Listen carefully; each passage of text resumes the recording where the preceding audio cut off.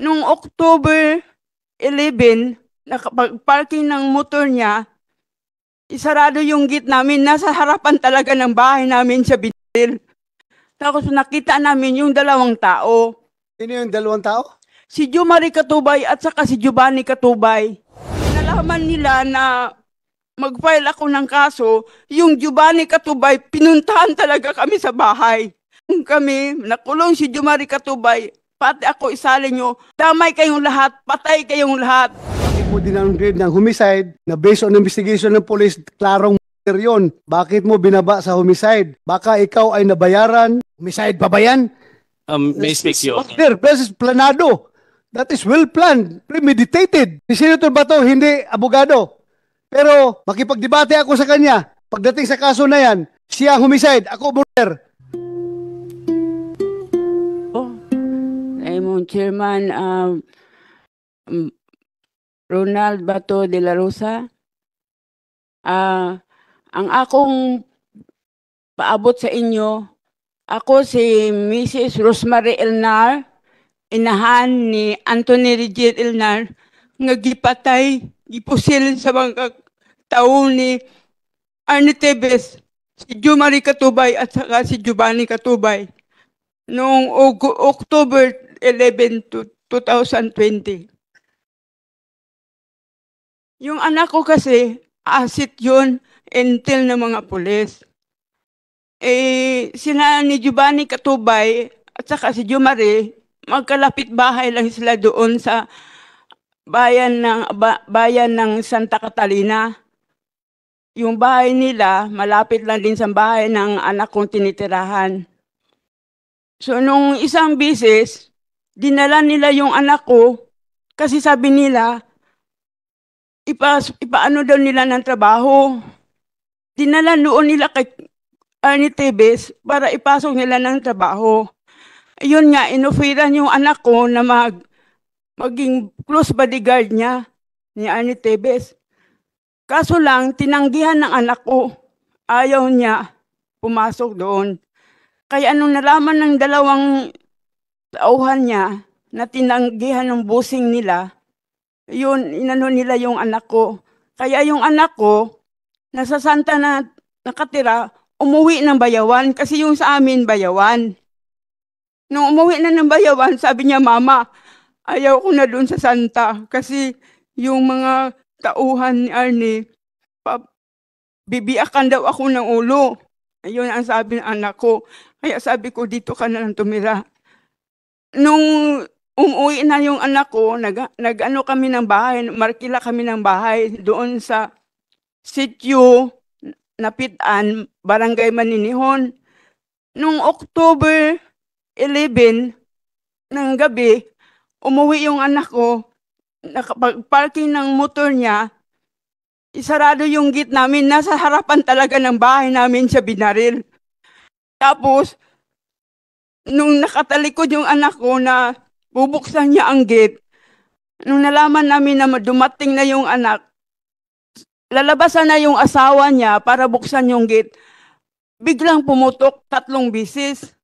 Nung pumutok ng 3 bisis, tumayo kami lahat sa pintuan. Tapos nakita namin yung dalawang tao na binagbabaril yung anak ko. Sino yung dalawang tao? Si Jumari Katubay at saka si Giovanni Katubay. Si Jumari. Magpinsan yan sila. Magpinsan. Oo. Si Jumari yan yung patay na. Hindi, si Giovanni. Si Giovanni ang Oo. patay na. Oo. Si Jumari buhay pa. Buhay pa. Saan siya ngayon? Andun sa Santa. Santa. Oo. Kung saan man na Santa? Santa Catalina. Santa Catalina. Oo. Nandoon si Giovanni. Oo. Giovanni? Jumari. Jumari ang Oo. buhay. Oo, buhay pa. Tapos, Pwede. Jumari Katubay.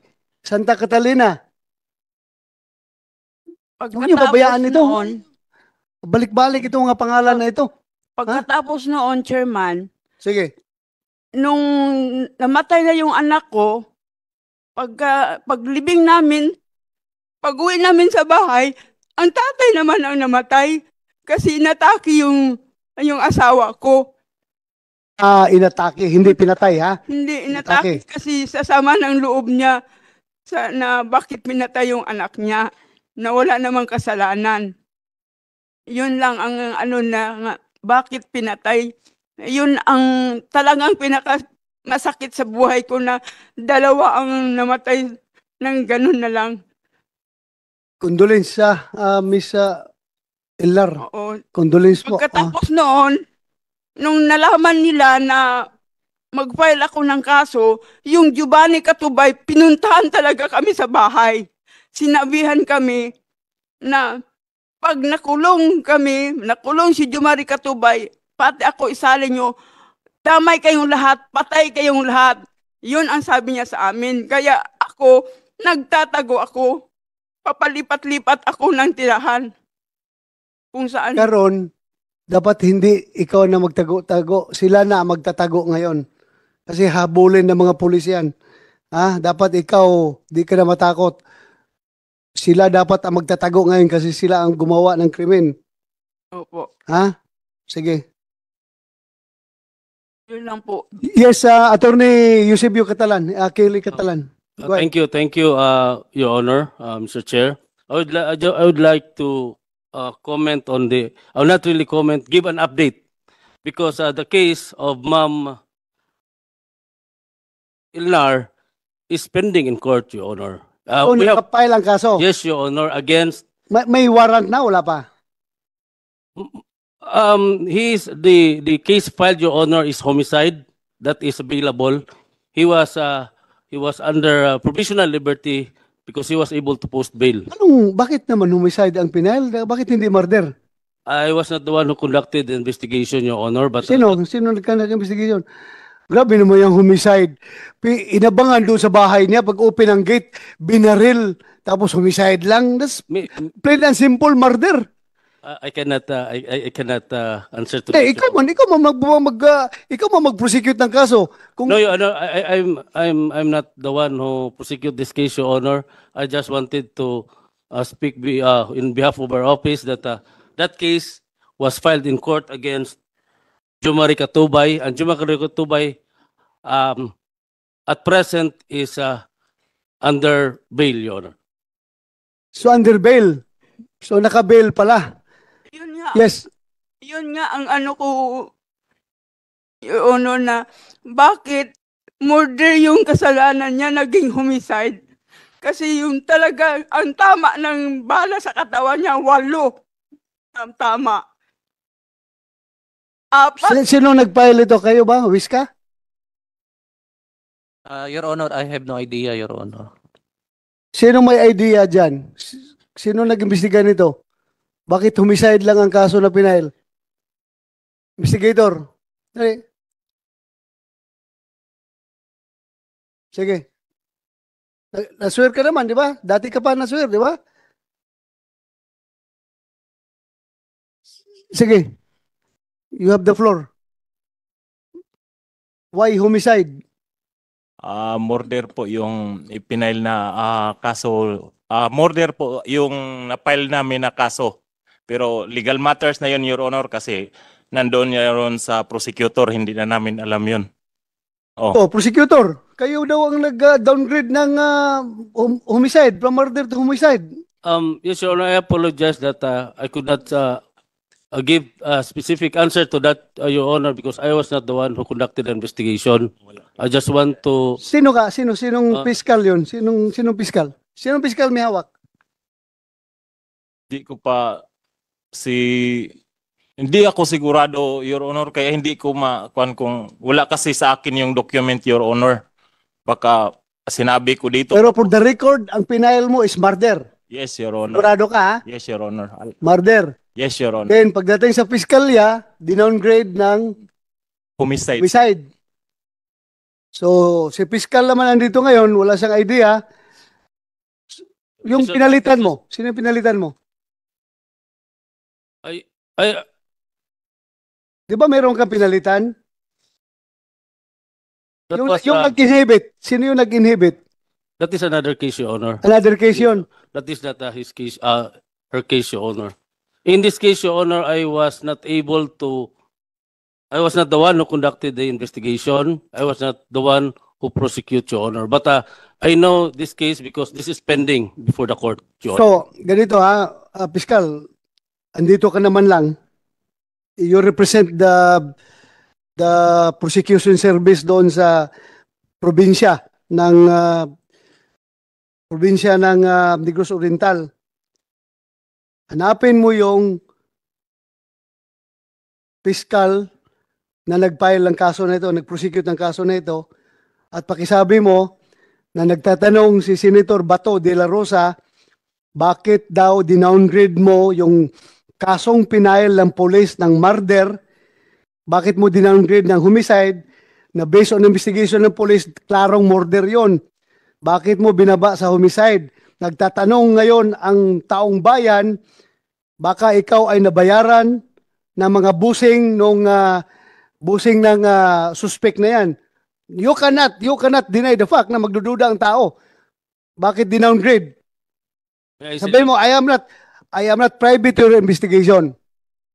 Pero the mere fact yun na ninarrate ng nanay na pag-uwi, pag-open sa gate, inabangan doon sa kana binaril.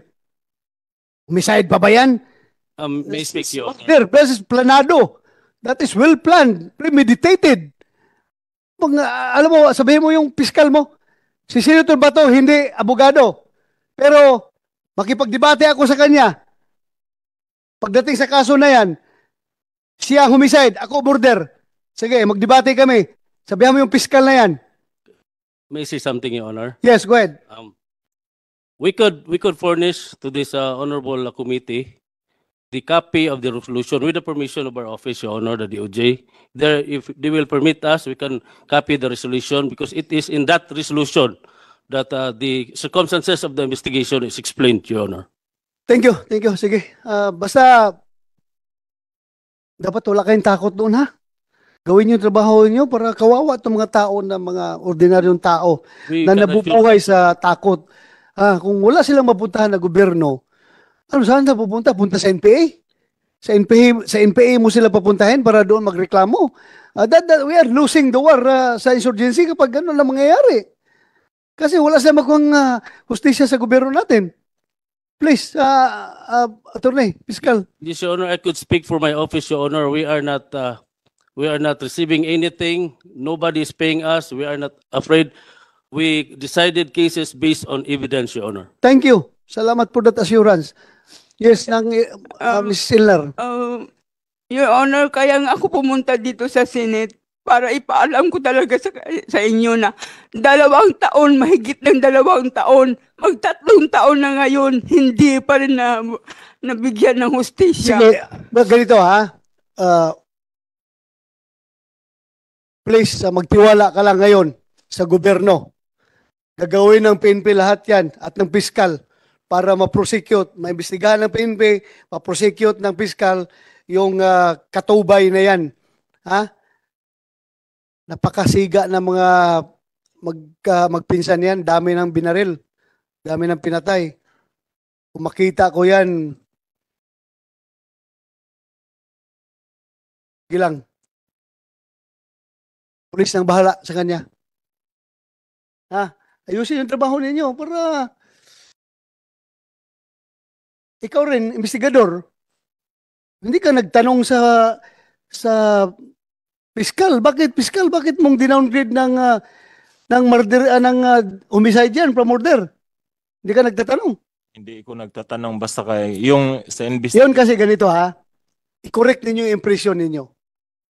Kayong pulis, porque hindi kayo mga abogado, investigador lang kayo,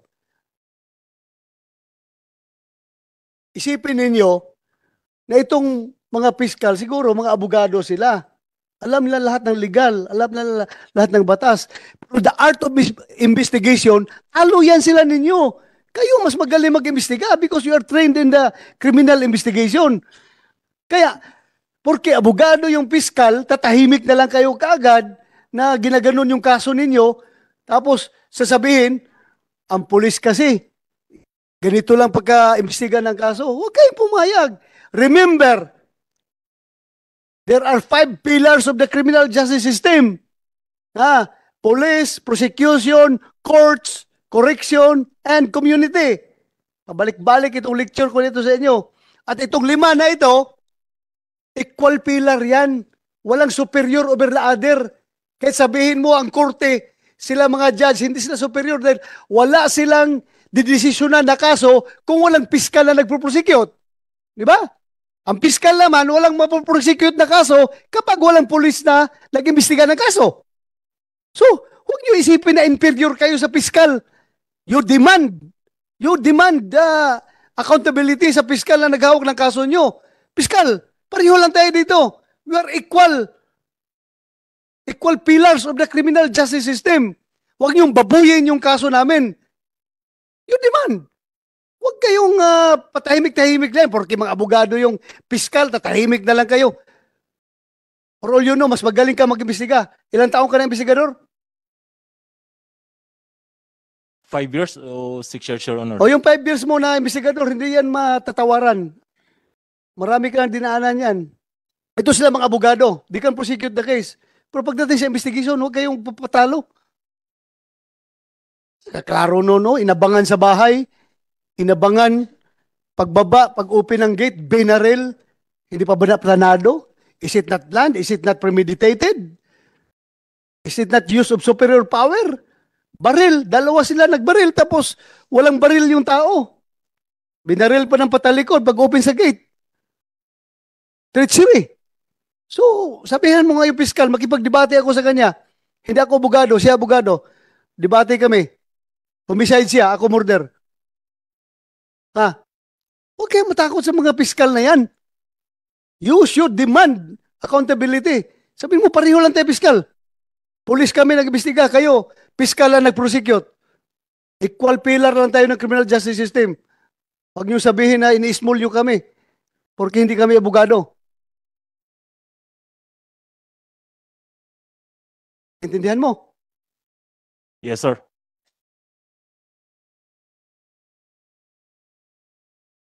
Sige, umana ka. Okay ka na? Tapos na? Sige, mayroong pag-asa. Sige, may pag-asa yan. Miss, thank you ha, salamat. Salamat. Jamin, sino si Jamin? Hamin po. Hamin. Yes po. Miss Kahay, Gail, Gamin, Hamin. Have the KJ floor. Gail Hamin po. Good afternoon po.